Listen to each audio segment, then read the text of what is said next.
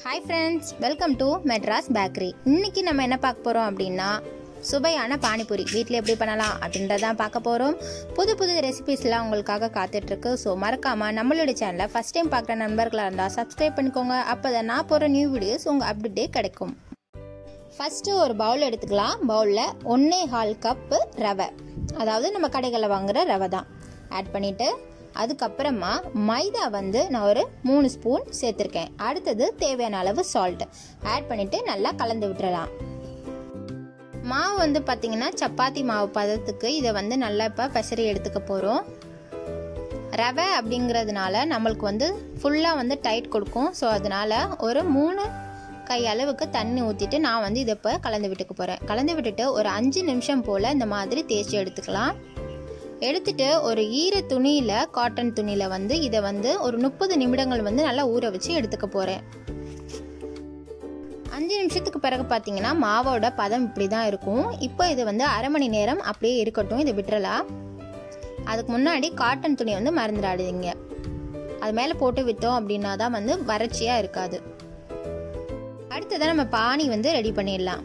அதுக்கு ஒரு மிக்சியில் ஒரு கைப்பிடி அளவுக்கு புதினா, அடுத்தது ஒரு துண்டு இஞ்சி, அடுத்தது 3 பச்சை மிளகாய். காரம் வேணான்னு நினச்சிங்கன்னா 2 பச்சை மிளகாய் போதுமானதாக இருக்கும். அடுத்து ஒரு எலுமிச்சம்பழத்தை உள்ள கொட்டைகள்லாம் நீக்கிட்டு புழிஞ்சு இதை கூட விட்டுறலாம். அடுத்து தேவையான அளவு தண்ணி ஆட் பண்ணிவிட்டு நல்லா அரைச்சி எடுத்துடலாம். எடுத்துட்டு இப்போ இதை நம்ம வடிகட்ட போகிறோம்.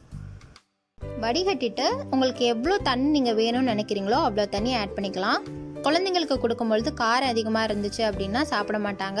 ஸோ அதனால் ஒரு பச்சை மிளகாய் போதுமானது சேர்த்துட்டு இப்போ இதில் தேவையான அளவு தண்ணி, அடுத்து சால்ட் ஆட் பண்ணிவிட்டு பானி, இப்போ நமக்கு தேவையான பானி ரெடி ஆயாச்சு. அடுத்ததாக புளி சட்னி. அதுக்கு நான் 1 கப் அளவுக்கு புளி, கரைச்ச புளி, அடுத்தது 3/4 கப் அளவுக்கு வெல்லம், அடுத்து 1 ஸ்பூன் சில்லி பவுடர், அடுத்து தேவையான அளவு சால்ட்டு ஆட் பண்ணிவிட்டு நல்லா இப்போ இதை வந்து கொதிக்க விட்டுறலாம்.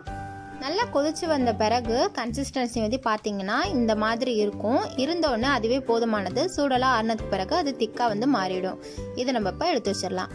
அடுத்ததாக பொட்டேட்டோ, அதாவது மசாலா உள்ளே வைக்கிறதுக்காக வேக வச்ச உருளைக்கிழங்கு ஒரு 5 மசிச்சு எடுத்துட்டு அதில் மிளகாய்த்தூள், அடுத்தது சீரகத்தூள், அடுத்து தேவையான அளவு உப்பு ஆட் பண்ணிவிட்டு ஒரு 4 ஸ்பூன் அளவுக்கு பொடியாக நறுக்கின வெங்காயம் ஆட் பண்ணிவிட்டு நல்லா அப்போ கலந்து விட்டுடலாம். இப்போது மசாலா உள்ளே வைக்கிற ஸ்டஃபிங்கும் ரெடி ஆயாச்சு. கார்னிஷிங்காக கொத்தமல்லி இலைகள் தூவிருக்கேன். அரை மணி நேரம் கழிச்ச பிறகு மாவை வந்து நல்லா நம்ம சப்பாத்தி மாவு அளவுக்கு நல்லா திரட்டிக்கலாம்.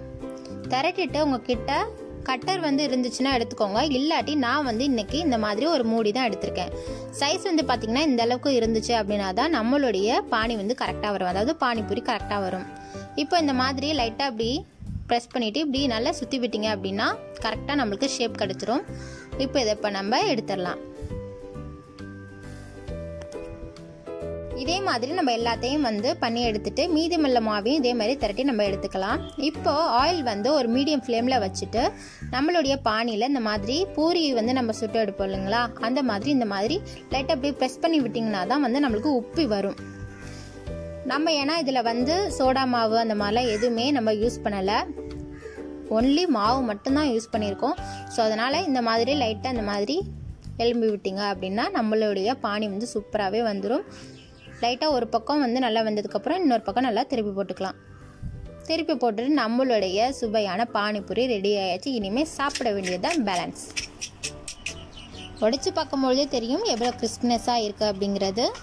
இப்போது உள்ள ஸ்டஃபிங், அடுத்ததாக புளி சட்னி, அடுத்ததாக நம்மளுடைய பானியில் இப்படி டிப் பண்ணிவிட்டு இனிமேல் சாப்பிட்றது தான் பேலன்ஸ்.